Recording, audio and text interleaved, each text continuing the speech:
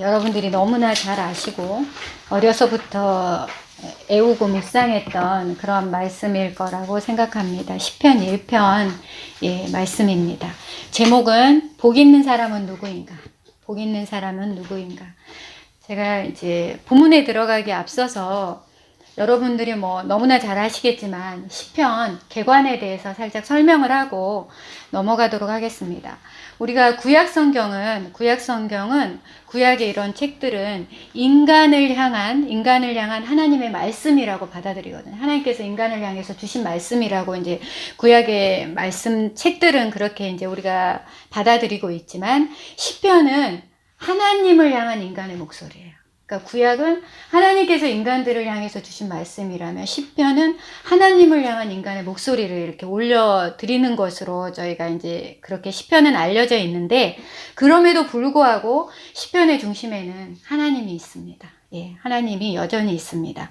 그래서 시편 전체의 장르가, 우리가 시편이잖아요.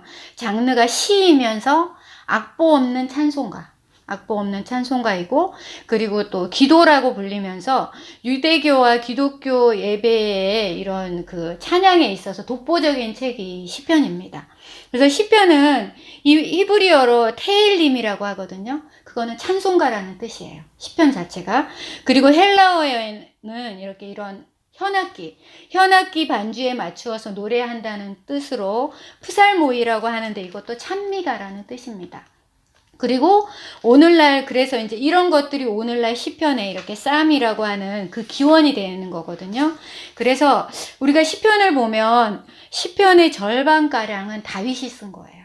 그래서 우리가 시편, 목사님들이 설교할 때 보면 다윗이 압살롬에게 피해서 가는 시, 다윗이 사울왕에게 피해가는 시, 이렇게 해서 절반 이상이 다윗이 썼고요. 모세의 시편이 1개가 있고, 솔로몬의 시편이 2개가 있고, 고라 자손의 시편이 10개가 있습니다. 그리고 헤만이 1개, 에단이 1개. 그래서 이 모세의 시편에서 모세의 시부터 시작해서 이스라엘이 포로 기간을 배경까지 1000년 이상 오랜 세월을 걸쳐서 쓰여진 시들을 이렇게 다양하게 수록하고 있습니다. 그러니까 시편은 어떤 저자가 한 번에 내가 시편을 써야 되겠어 하고 쓴 게 아니라는 거예요. 모세부터 포로 시기까지 1000년에 걸쳐서 쓰여진 것을 이렇게 수록해 놓은 거예요. 그래서 이게 시편이고요. 50개는 저자에 대한 언급이 전혀 없습니다. 50개는. 그래서 이 50개의 시편을 부모가 없어서 고아라고 하잖아요. 고아 시편이라고 부르기도 합니다. 네.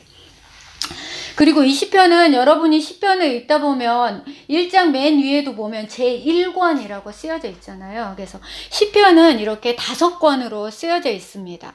근데 왜 이게 5권으로 쓰여졌냐면, 우리가 그 토라라고 하는 게 모세오경이잖아요. 토라를 모세오경이라고 하는데, 모세오경에 대해서는 이스라엘 민족, 유대인이나 기독교인들이나 되게 그 책에 대한 권위를 인정을 하거든요. 그래서 이 시편도 그런 권위를 주기 위해서 5권으로 이렇게 나눠놨다고 합니다. 그래서 토라와 똑같은 권위를 주기 위해서 그랬다고 합니다. 그리고 우리가 시편을 이렇게 보면 다른 데는 다 제목이 있어요. 3편에 보면 다윗이 그의 아들 압살롬을 피할 때 지은 시, 4편은 다윗의 시, 인도자를 따라 현악에 맞춘 노래. 근데 1, 2장은 표제가 없어요. 1, 2장은 표제가 없거든요. 왜냐하면 이 1, 2편은 시편의 서론이에요. 그러니까 시편의 전체에 대한 서론이기 때문에 표제가 없습니다. 그래서 1, 2편은 상당히 중요한 시편이라고 할 수가 있습니다. 네. 오늘 말씀의 제목을 복 있는 사람은 누구인가라고 제가 그렇게 붙여보았습니다. 오늘 말씀은 크리스찬이나 넌 크리스찬이나 불문하고 암송하고 좋아하는 성구 구절입니다. 이 말씀을 통해서 하나님께서 오늘 우리 각자에게 필요한 말씀을 깨닫게 하시기를 원합니다. 네. 여러분은 그 복 있는 사람이라고 하면 무엇이 가장 먼저 떠오릅니까? 혹시 물질적으로 부족함이 없이 사는 것이 떠오릅니까? 복 있는 사람 하면? 저는 개인적으로 크리스찬이 잘 사는 것이 필요하다고 생각합니다. 그런데 그 물질만 잘 관리할 수 있다면 크리스찬이 잘 사는 거 정말 귀한 것이라고 생각합니다. 그럼 오늘 본문에서는 복에 대해서 어떻게 말씀하시는지 보겠습니다. 여러분, 성경에서는 복에 대해서 두 가지로 설명을 하거든요. 두 가지로 설명하는데 영어에서는 다 똑같이 이 두 가지 복을 bless라는 단어로 설명을 합니다. 그렇지만 히브리어에서는 명확하게 구분해서 복에 대해서 말씀을 하고 있습니다. 히브리어에서 복이라는 것을 이렇게 히브리어 단어로 보면 바라크하고 에세르라는 그 두 단어로 나누어져 있거든요. 바라크는 우리가 지금 생각하는 물질의 복, 물질의 복을 하나님께 받는 것을 바라크라고 하고요. 또 하나의 복은 에세르는요, 행복이라는 뜻입니다. 행복. 물질적인 복 말고 정신적인 것, 이런 심리적인 그 행복을 말할 때 히브리어 성경에서는, 히브리어에서는 정확하게 두 개를 구분해서 설명하고 있는데 영어에서는 표현할 때 두 개 다 블레스로 이야기를 합니다. 예. 그래서 오늘 본문 1절에 복 있는 사람은 하고 설명하는 이 복은 물질의 복을 의미하는 바라크가 아니고요, 에세르, 행복하다라는 고백적인 표현입니다. 그래서 1절을 우리가 보면 그냥 읽을 때 복 있는 사람은 악인들의 꾀를 따르지 아니하며 죄인들의 길에 서지 아니하며 오만한 자의 자리에 앉지 아니하고라고 돼 있잖아요. 근데 이거를 다르게 하면 악인들의 꾀를 따르지 아니하며 죄인들의 길에 서지 아니하며 오만한 자의 자리에 앉지 않은 너희 사람들은 행복자로다, 이 말입니다. 그 의미거든요. 근데 우리가 나는 하나님께 복 받아야 돼, 복 받아야 하면서 이 말씀들을 이렇게 물질적인 복을 받아야 돼 하면서 이 말씀들을 읽고 묵상하는 경우가 많은데 이거는 바라크의 복이 아니라 에세르의 복을 말합니다. 행복하다. 이렇게 하는 사람은 행복자다라고 고백하는 표현입니다. 네. 이것은 우리가 아까 찬양으로도 했던 마태복음 4장에 보면 팔복이 나오잖아요. 심령이 가난한 자는 복이 있나니 할 때 그 팔복에 대한 설명이 그 복과 같은 히브리어 단어가 여러분 에세르라는 것을 혹시 아십니까? 우리가 나 이렇게 하면 복 받아. 저는 그 마태복음 4장 팔복을 읽으면서 왜 심령이 가난한 자가 복을 받지? 왜 온유한 자가 복을 받지? 막 이 생각에 이거를, 그 복을 제가 예전에 어렸을 때는 물질적인 복하고 이렇게 연관을 해서 그 성경 말씀을 읽으니까 이게 가끔 이해가 안 되는 거예요. 근데 이게 히브리어 말씀으로 이게 그 바라크가 아니고 에세르라는 것을 알고 나니까 그렇구나. 그렇게 사는 것이 행복자구나. 하나님 앞에 행복한 사람이라는 것을 제가 깨닫게 되었습니다. 심령이 가난한 자는 복이 있나니 천국이 저희 것이며 라는 말씀도 심령이 가난한 자 너는 행복한 자다, 이 말이라는 뜻입니다. 네. 왜냐하면 천국이 우리들의 것이기 때문입니다. 바라크가 아니라 에세르라는 말씀입니다. 1절에서 말씀하는 그 악인이 나오잖아요. 악인은 히브리어로 하다라는 것으로서 알면서도 짓는 죄인을 말합니다. 이런 사람들은요, 하나님이 없다고 단정 짓는 사람이에요. 그러니까 우리가 말할 때 악인, 큰 죄를 지었어, 이게 제일 큰 악인 같잖아요. 살인죄 막 이런 거. 그렇지만 가장 큰 죄는 하나님이 없다고 하는 죄입니다. 하나님이 없어. 하나님이 어디 있어? 내 뜻대로 살면 돼. 지금 포스트 모더니즘 시대인 지금 시대에 많은 사람들이 개인주의와 상대주의 가운데 신이 없어도 돼. 인간이 신이 된 세상이거든요. 그러니까 지금 이때 우리 하나님께서 지금 시편 1편 말씀은 그냥 우리가 마음의 평안을 얻기 위해서, 복을 얻기 위해서 애우는 그런 말씀이 아니라는 거예요. 이런 자들, 하나님이 없다고 하는 자들은 정말 그런 자들이 악인이라고 말씀하고 있습니다. 이런 사람들은 자신의 이익을 위해서 하고 나서 자신이 행복하다고 말하는 자들인 거거든요. 그러나 오늘 말씀에 보면 의인들은 그 악인들의 꾀를 따르지 않는다고 말씀하고 있습니다. 꾀는요, 잘못된 조언이나 유혹을 말하는 거예요. 그래서 노력하지 않고 열매를 거두려고 했을 때, 그리고 수고하지 않고도 좋은 열매를 거두기 위해서 애쓰는 사람들, 이런 사람들을 악인들의 꾀라고 하나님은 말씀하고 있습니다. 또 보면 복 있는 사람, 행복한 사람들은 죄인의 길에 서지 않는다고 말씀하고 있습니다. 죄인들이 서는 길은요, 넓은 길입니다. 넓은 길. 마태복음 7장 13절에서 14절을 보면 좁은 문으로 들어가라. 멸망으로 인도하는 문은 크고 그 길이 넓어서 그리로 들어가는 자가 많고 생명으로 인도하는 문은 좁고 길이 협착하여 찾는 이가 적음이라고 쓰여 있습니다. 여러분, 죄를 짓는 사람들 중에 공범이라는 거 들어봤죠? 공범. 죄인들 중에 누가 죄를 지었으면 공범이라는 그 개념이 있잖아요. 그래서 같이 죄를 짓는 사람을 공범이라고 이야기하는데 이 공범이 많을수록요 죄책감이 줄어들잖아요. 나 혼자 죄를 지었을 때 내가 가지고 있는 죄책감과 우리 4명이 같이 지었을 때는 죄책감이 나눠지는 거예요. 그러면 이제 그 죄책감이 줄어들어서 더 많은 사람이 그러한 죄를 짓는 거예요. 예. 그래서 이제 마치 요즘 이슈가 되고 있는 N번방 사건 아시죠?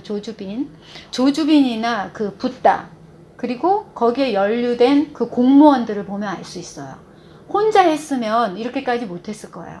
근데 나하고 같이 하는 공범들이 있기 때문에 이 죄책감들이 줄어들고 아무렇지 않는 마음이 생기면서 그거를 계속적으로 더 심하게 하는 것을 볼 수 있습니다. 네. 그래서 그런 사람들은 뭐냐면 세상에서 자기가 악한 일을 하면서도 죄의 길에 서 있으면서도 그것이 자신들을 행복하게 해줄 수 있을 거라고 생각을 하는 거예요. 그래서 우리가 이런 부분에 있어서 죄인들의 길에 서지 않는, 그리고 그들이 하는 일에 동참하지 않는 것이 상당히 중요한 거죠.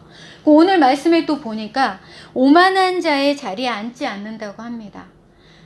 사람들은 높은 자리에 올라가면 성공했다고 생각을 하거든요. 근데 하나님 보시기에는 그렇지 않습니다. 우리가 악인들의 꾀를 따르지 않고 우리는 하나님의 지혜를 따라가야 합니다.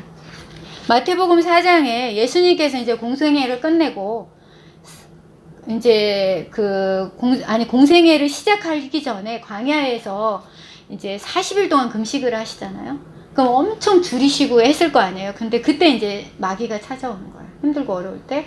그때 마귀가 해서 너 이 돌들로 똑덩이가 되라고 했을 때 예수님께서 사람이 떡으로만 살 것이 아니라 하나님의 입으로 나오는 모든 말씀으로 살 거야 라고 하시면서 말씀을 가지고 대적하고 있거든요. 그래서 그거는 뭐냐면은 하나님의 지혜가 우리를 인도할 때, 우리는 행복한 사람이 될 수 있다는 거예요. 예. 사람의 생각과 사람의 지혜가 할 때는 우리는 악인의 길에 설 수밖에 없지만 하나님의 지혜가 우리를 인도할 때 우리는 행복한 사람이 될 수 있습니다. 즉 말하면 성경이 말하는 복 있는 사람이 될 수 있다는 거거든요. 그래서 죄인의 길에 서지 않고 좁은 길을 걸어가는 주님의 제자의 길에 섰을 때 세상의 성공의 길이 아니라 그러니까 소명의 길에 있을 때 우리는 더욱더 행복한 사람이 될 수 있습니다. 예. 오늘 말씀처럼 우리가 있어야 할 자리는 오만한 자들이 앉는 그런 높은 자리가 아니라 주님처럼 겸손한 자리입니다. 요한복음 우리가 13장, 우리가 부활절이 지나간 지가 얼마 안 됐잖아요. 요한복음 13장에 보면 예수님이 제자들과 이제 마지막 만찬을 하는 장면이 나오잖아요. 근데 그 길을 보면 예수님의 마음과 제자들의 마음이 다르다는 걸 알 수 있어요. 이제 제자들의 마음은 한껏 이렇게 올라가 있는 거예요. 왜냐하면 예수님이 이제 예루살렘에서 왕이 되시기 때문에 자신들도 하나씩 높은 관직에 올라갈 수 있다고 들떠 있었어요. 그러나 그들의 마음을 아신 예수님은 어떻게 하셨습니까? 식사 도중에 일어나서 제자들의 발을 다 닦아주셔요. 제자들은 예수님이 예루살렘의 왕이 될 거야. 나귀를 타고 입성하셨고 왕이 될 거야 하고 나도 한 자리 차지할 거야 라고 했는데 예수님은 그 마음을 아시고 예수님이 하는 행동이 아무 말도 하지 않으시고 제자들의 발을 씻어주시는 그런 사건이 발생합니다. 근데 여러분 그 예수님께서 발을 씻어주실 때 보면 예수님이 베드로가 3번 부인할 것도 아셨고 가룟 유다가 자기를 팔 것도 아셨는데 그 2사람을 빼고 씻어줬습니까? 아니죠. 다 씻어줬어요.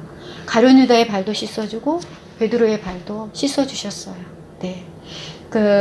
우리가 마가복음 10장 45절에 보면 인자가 온 것은 섬김을 받기 위한 것이 아니라 섬기려 하고 자기 목숨을 많은 사람들의 대속물로 주려 함이라고 말씀하시죠.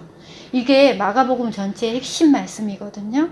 그러니까 오만한 자리, 명령할 수 있는 자리, 높임을 받는 자리, 그 자리가 아니라 섬길 수 있는 자리에 있는 것 자체가 성경적인 행복의 기준이라고 말씀하고 있습니다. 네. 2절에 보니까 복 있는 자는 여호와의 율법을 즐거워하고 주야로 그것을 묵상하는 자라고 말씀하고 있습니다. 네. 오직 여호와의 율법을 즐거워하여 그의 율법을 주야로 묵상한다고 말씀하는데, 여러분 묵상이 무엇이라고 생각합니까? 묵상. 눈 감고 가만히 있으면 묵상입니까? 저 어렸을 때 항상 교회에서 예배 시작하면 종을 땡치고 자 묵상하겠습니다. 그러면 눈 감고 그냥 눈 감고 있었던 기억밖에, 눈 감고 그냥 이 시간은 눈 감고 말 안 하고 있으면 이게 묵상이야 라고 생각을 했거든요. 근데 이제 이 묵상이 뭐냐면은, 원래는 이 묵상이라는 뜻이 읍조리다라는 뜻이에요. 뭐냐면 아주 작은 음성으로 중얼중얼 율법을 정독하고 연구하고 읽으면서 그 말씀을 내 마음속에 차곡차곡 쌓아두는 것이 묵상입니다. 그래서 이제 묵상 기도하면, 저는 예전에는 묵상 기도하면 말 안 하고 하는 기도, 속으로 하는 기도가 묵상 기도야 라고 생각을 했어요. 그래서 통성 기도하면 막 소리내서 하는 기도가 통성 기도야 라고 생각했지만, 묵상 기도는 그것이 아니라 중얼중얼하게 하나님 앞에 내 마음을 토해내고 그 말씀이, 하나님이 주시는 말씀이 있으면 내 마음에 차곡차곡 쌓아두는 게 이게 묵상입니다. 여호수아 1장 8절에도 보면 이 율법책을 내 입에서 떠나지 말게 하며 그 주야로 그것을 묵상하여 그 가운데 기록한 대로 다 지켜 행하라. 그리하면 내 길이 평탄하게 될 것이라 내가 형통하리라고 말씀합니다. 네. 오늘 말씀에 제가 여태까지 드린 말씀과 성경 말씀을 보면, 오늘 말씀은 의인과 악인의 기준을 하나님의 말씀을 묵상하는 자와 묵상하지 않는 자로 나누고 있습니다. 우리가 의인과 악인은, 의인은 착한 사람, 악인은 죄 짓는 사람 이렇게 했지만, 오늘 말씀해 보세요. 의인과 악인의 기준을 하나님의 말씀을 묵상하는 자와 그렇지 않는 자로 나누고 있습니다. 사람 중심으로 살아가는 자는 악과 죄와 오만 가운데 살지만, 하나님 중심인 사람은 율법을 즐거워하고 묵상하는 자라고 성경은 분명히 말씀하고 있습니다. 우리는 어느 길에 서야 하겠습니까? 행복한 자, 복받은 자의 길에 서야 하겠습니다. 그런 결과로 나오는 것들에 대해서 하나님께서 말씀의 3절과 6절에서 계속 설명하고 있죠. 우리가 그렇게 살았을 때 어떻게 되냐? 그는 시냇가에 심은 나무가 철을 따라 열매를 맺으며 잎사귀가 마르지 아니한 같으니 그가 하는 모든 일이 다 형통하다고 했습니다. 우리가 묵상을 하면서 하나님 안에 서 있을 때 그 사람은 3절과 같이 된다고 말씀하고 있습니다. 근데 악인은 그렇지 않으며 오직 바람에 나는 겨와 같도다. 그러므로 악인들은 심판을 견디지 못하며 죄인들이 의인들의 모임을 들지 못하리로다. 이렇게 했을 때 하나님께서는 악인과 의인을 분명하게 갈라놓고 있으신 거죠. 무릇 의인들의 길은 여호와께서 인정하시나 악인들의 길은 망하리로다. 의인들의 길은 여호와께서 인정하신다고 그랬죠. 인정한다는 거는 알고 계신다는 거예요. 의인들이 어떤 생각을 하고 어떤 길을 살았는지 하나님 알고 계신다는 거고, 그래서 의인들은 하나님이 알고 있기 때문에 우리는 그대로 살아갔을 때 그 심판에 거하지 않지만, 악인들은 그렇지 않다고 성경은 분명히 말씀하고 있죠. 그래서 어느 쪽에 설 것이냐에 대해서 하나님 말씀하고 있거든요. 그렇죠? 우리의 가치와 우리의 목표를 어디에 두는지를 생각하고 하나님이 원하시는 방향, 하나님이 우리에게 가라고 원하시는 방향이 우리의 방향이 되기를 원합니다. 예. 크리스찬은 올바른 정체성을 가지고 올바른 방향으로 나아갈 때 표대가 되시는 그리스도께로, 그리고 우리는 십자가의 길로 갈 수 있습니다. 우리가 만약에 그런 방향을 잘못 설정하면 십자가는 우리에게 단지 부담감밖에 되지 않습니다. 그렇지만 우리가 정말 하나님이 원하시는 방향으로 갔을 때 십자가는 우리에게 구원입니다. 네. 오늘의 말씀은 우리가 어떻게 하면 복받은 자가 될 수 있는지를 말하고 있습니다. 우리 모두가 그 길 가운데 서 있기를 예수 그리스도의 이름으로 구합니다. 예, 한 주간도 여러분 이 말씀을 묵상하고 또 생각하는 우리가 되기를 소망합니다. 묵상으로 중얼중얼 하면서 하나님 앞에 내 마음을 드리고 또 그 내 마음을 드리는 가운데 하나님이 나에게 주시는 말씀을 내 마음 가운데 차곡차곡 쌓아서 의인의 길을 가는 우리 모두가 되기를 소망합니다. 감사합니다. 기도하겠습니다. 하나님 감사합니다. 하나님 귀한 시편의 말씀을 우리가 잠깐 나누어 보았습니다. 하나님은 우리가 하나님 앞에서 정말로 의인으로서 하나님을 바라보며 주의 말씀을 묵상하며 살아가는 자로 서 있기를 원하시고 하나님께서는 그런 자를 행복한 자라고 말씀해 주셨습니다. 하나님 우리가 이 세상에 살아가면서 물질만 바라보는 그 복을 추구하는 자가 아니라 정말 예수 그리스도의 십자가를 바라보면서 그 행복자로 서 있는 저희들이 될 수 있도록 하나님 함께하여 주시옵소서. 힘들고 어려운 시기를 지나고 있습니다. 빛이신 예수 그리스도를 바라봅니다. 하나님 함께 하시고 힘들고 어려운 자들 가운데 위로를 허락하여 주시옵소서. 감사드리며 예수님의 이름으로 기도하였습니다. 아멘.